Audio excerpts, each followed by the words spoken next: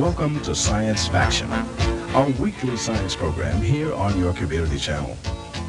In the high-tech special effects world in which we live in today, it's not always easy to separate fact from fiction. This program attempts to make better our understanding of what is real and what is not in the world of science. At the same time, we look to the future. Science is progressive and ever-changing. What is not real, does not exist today, may very well be here tomorrow. Other subjects covered on this program are nature and human interest stories. My name is Hank Gray, and now, here's your host, John Winston. Hi there, everybody. My name is John Winston. And before we get into our program, I want to tell you something about my dog. My dog is named Yogi.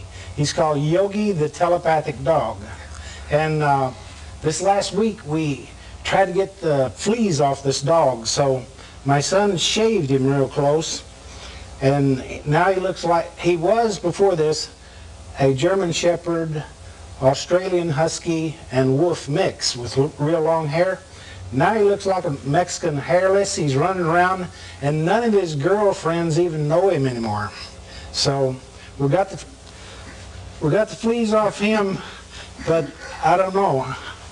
Today we're going to talk with a person I've had on the show before. This is one of my favorite people. His name is Guy Coggins.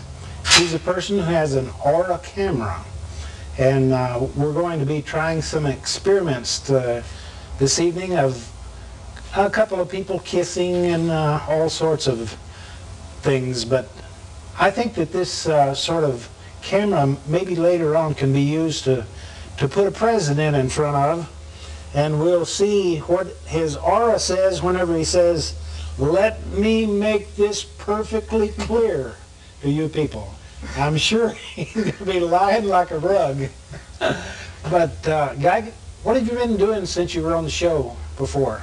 Well, we now have a international organization. We've been selling aura equipment, or basically truth-telling equipment, as you might have mentioned earlier, to the world. They're all over now. Things have really moved fast, and it's really exciting. Really? I know that I attempted to contact you because I had some friends in Russia that wanted me to have you come over there and kind of tell me what you told me about that. Well, we already have people that have been in and out of Russia many times. We have Germany, Poland. The equipment is being used in many of the universities for diagnostics. A lot of professors are using it, doctors. Tell us about Kirlian photography. Okay, Kirlian photography was actually developed in Russia in the 1920s by Samuel and Valiant Kirlian. Samuel was an electrician, and he developed a process where you could take a photographic film, run a high voltage, low current field through it, and actually come out with a photograph of the energy field surrounding your finger. And he was able to do this in the midst of the heaviest repression that Russia had, and did quite well. In fact, where the first diagnostic techniques ever displayed were when he had the local commissar came over, or the local chief, or whatever they call him in there. Anyway, he took his fingertip photo and it came out blank. He wasn't there. And 3 days later, he got the flu. His wife also, they were doing this every day. She took hers and she came out blank. And 3 days later, she got the flu. So the first use of diagnostics with Kirlian photography was detection of flu before the symptoms would even appear. Oh, I see. Would you show me this little antique device here that maybe demonstrates a little bit about Kirlian photography? This is a very old Kirlian camera that I threw together in 1970. My first contact with Kirlian photography was at a psychic event, and they didn't have a camera, they only had a display. I looked at the display, and because I worked in electronics companies, I put this together a few days later. And one of the things that really made me want to do it is I had been, well, your dog's a yogi, and his hair was shaved, right? Well, I was in that same mode. Yeah. And also, when you shave your hair, there's no women in your life. Is that right? But I believe that I could make my fingertip brighter. Brighter? brighter with my thoughts, and I actually could. I found out that many of my friends could actually make their fingers much brighter than mine. So it gave me a really good perspective. Okay, let's try me on this. Okay, if you want to place your finger on the A, press down. That's supposed to be an A there, huh? That's a letter A. With just the pressure of just your finger, about 1 pound pressure. It will expose the film. Okay, and I feel a little bit of a tingling Right. Okay, now place your finger on the B. Press down about the same amount of pressure. Now this time, just allow the energy to flow down your arm and concentrate on your fingertips, just allowing the energy to flow through your body. Okay. And we'll pull the film out. This will take about a minute to develop. And while this is developing, I can show this chart here. These are Kirlian photographs that have been done over the years. This is a photograph of a psychic healer in their normal state. This is the same psychic healer when she was asked to concentrate. And you can see you have a photographic record of the increase in intensity. This is a bookkeeper in his normal state, and this is the same bookkeeper when he concentrated. You see how there... much difference? Yeah, right, because he had a very strong mental grasp of the world. Emotional turbulence, anger, and this is my favorite one. This is a kissing Kirlian. This is a Kirlian photograph of a couple in their normal state, and here they are again when they're kissing. If you look very, very closely, you can actually see a bridge which developed between them. Oh. So now we'll see.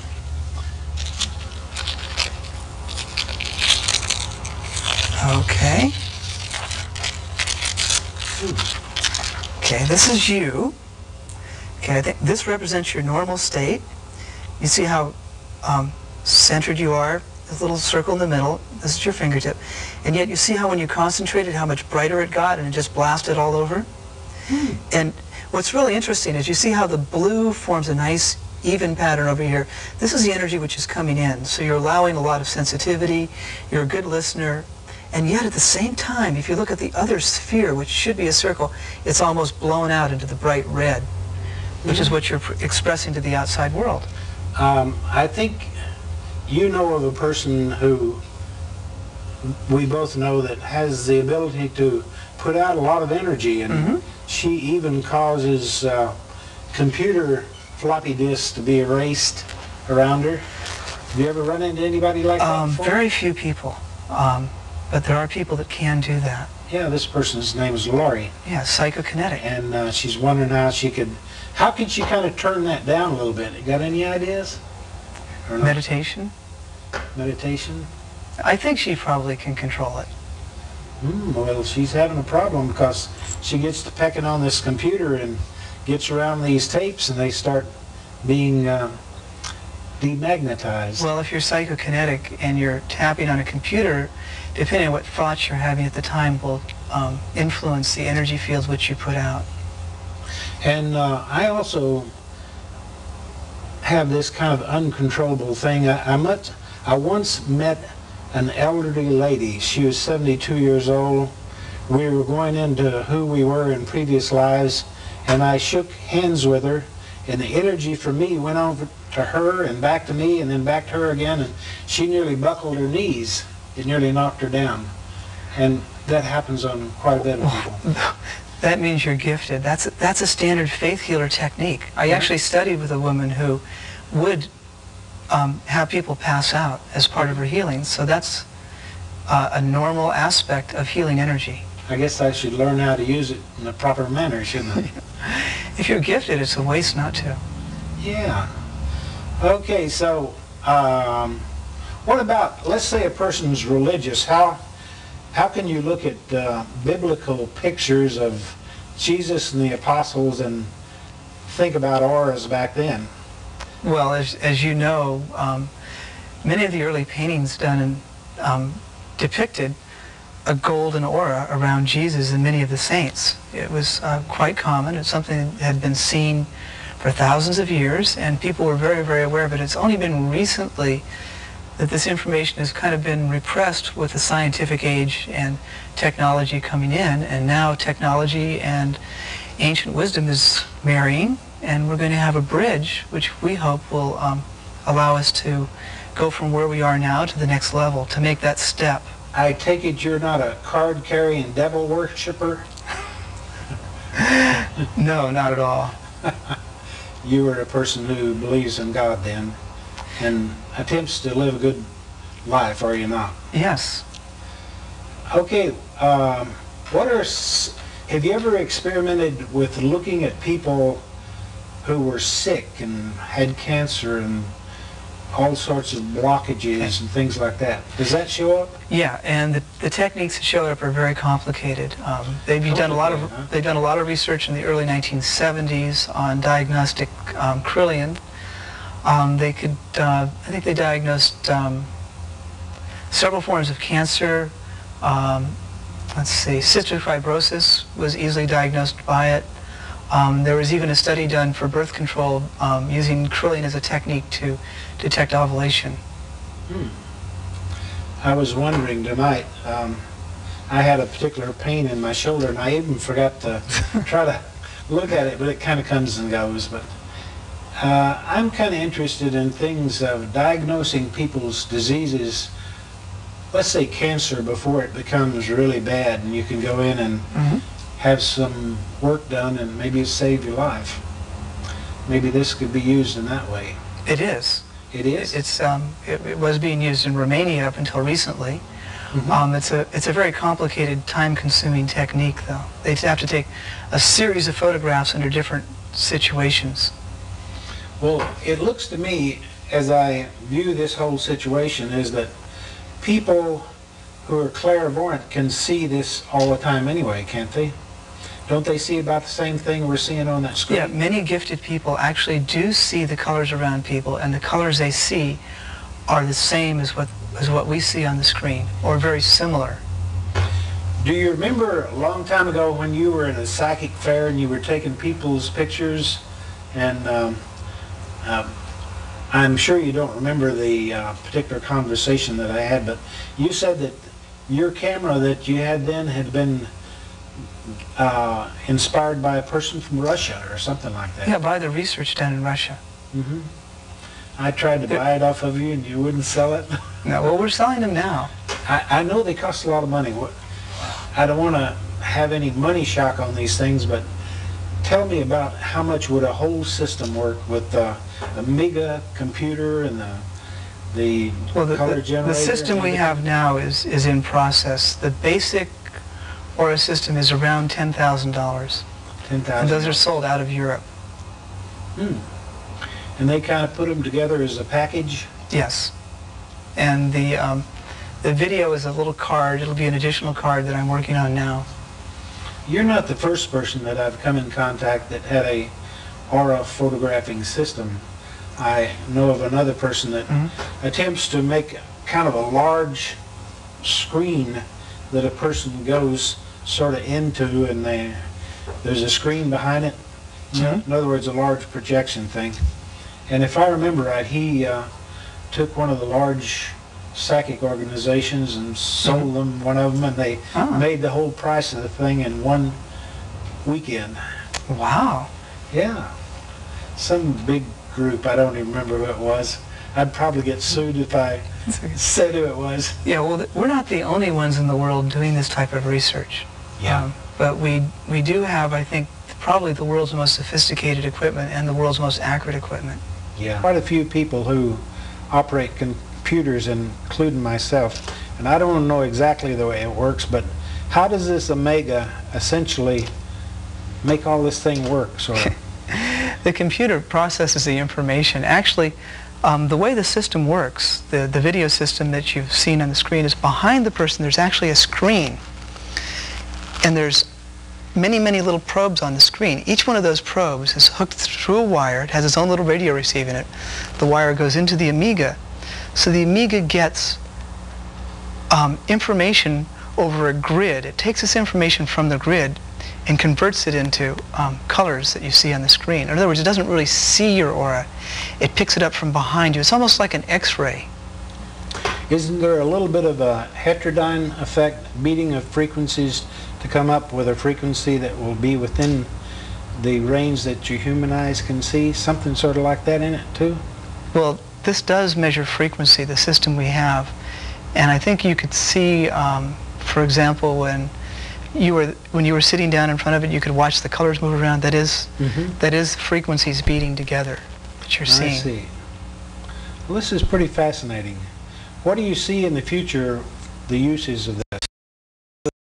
Go into psychic fairs and things like that. Well, my goal is to make this a therapeutic tool for psychological testing, and I'd like to use it as a technique so people can get in touch with themselves by sitting down in front of a screen and maybe talking to someone, and they can watch their own colors change.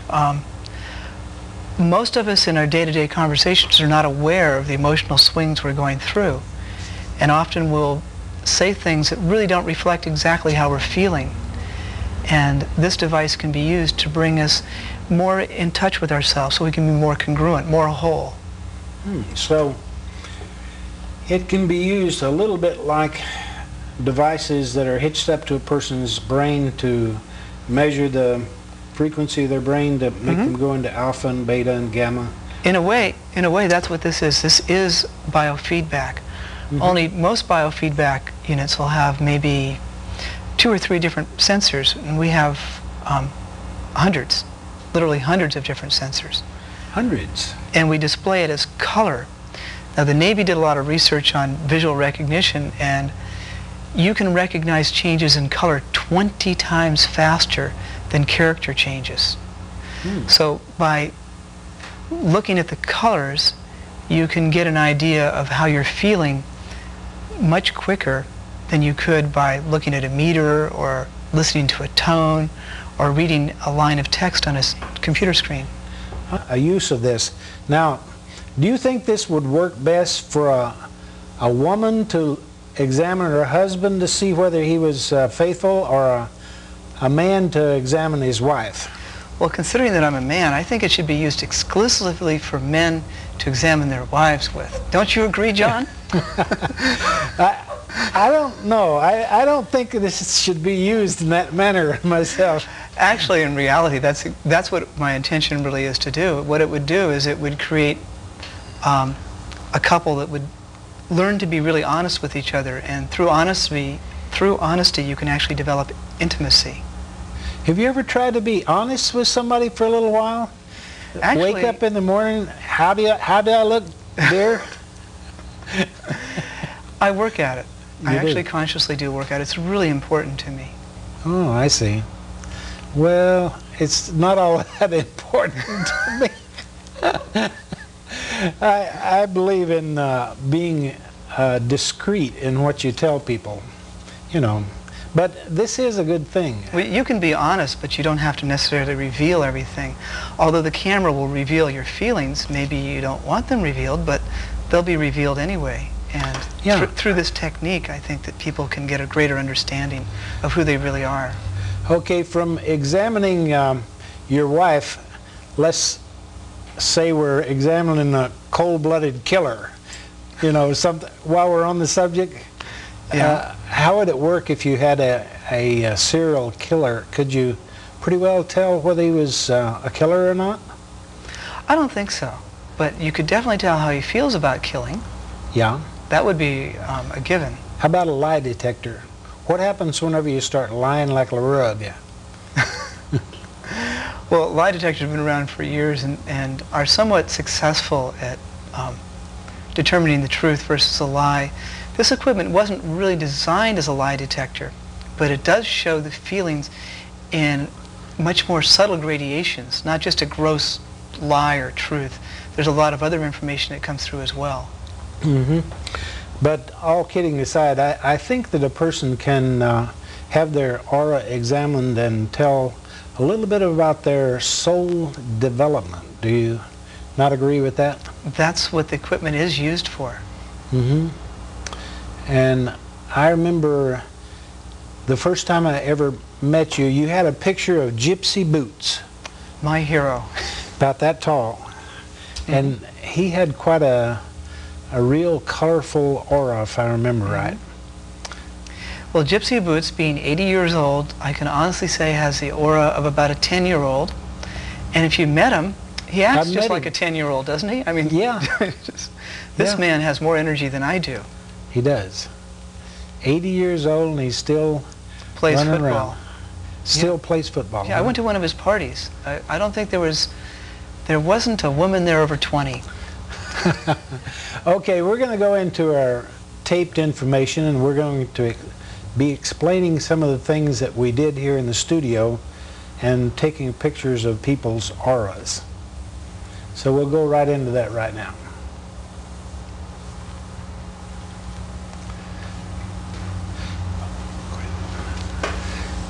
This shows Guy Coggins and his friend.